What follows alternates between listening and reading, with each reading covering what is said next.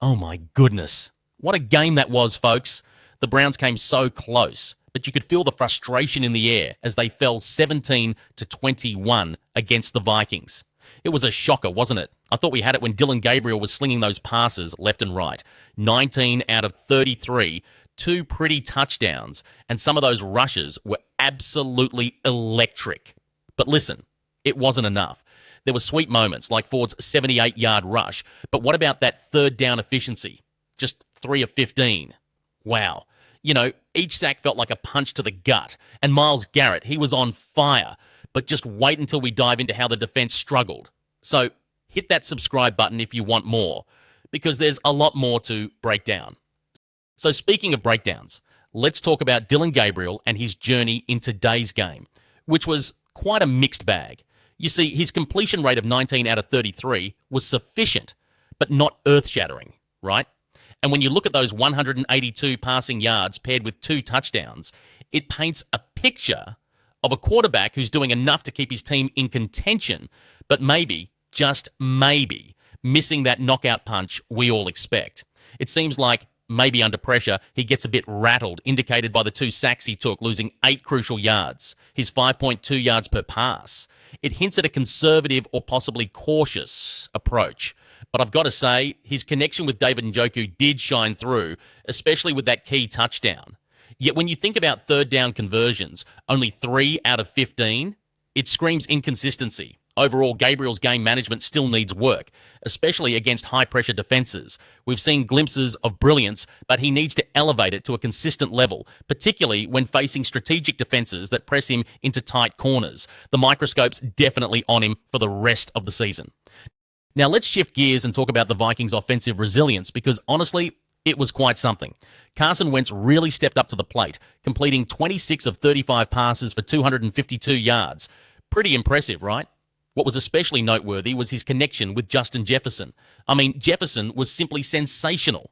7 receptions for 123 yards. It felt like every time you looked up, Jefferson was in space, making those crucial plays and giving the Browns' secondary some real headaches. But wait, there's more. The Vikings showed off their versatility too. Who saw Cam Akers delivering that nifty touchdown pass coming?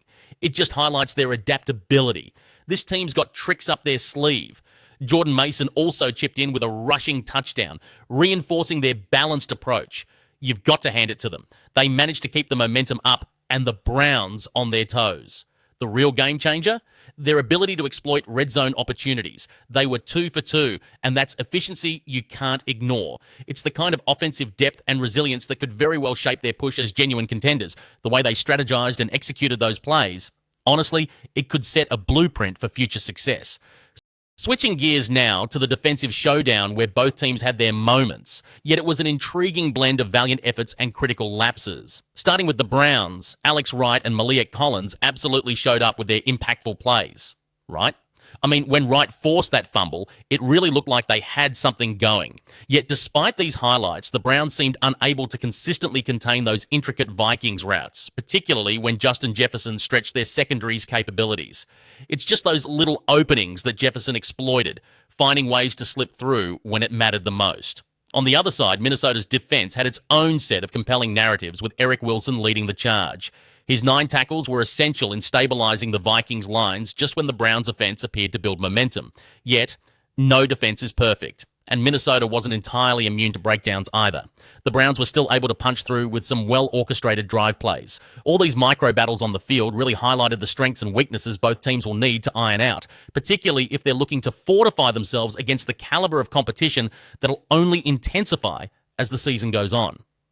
All right, now let's dive into those crunch moments that had us all on the edge of our seats. So the game kicked off with Harold Fannin Jr.'s touchdown catch from Dylan Gabriel, and man, what a way to set the energy for the Browns. Am I right?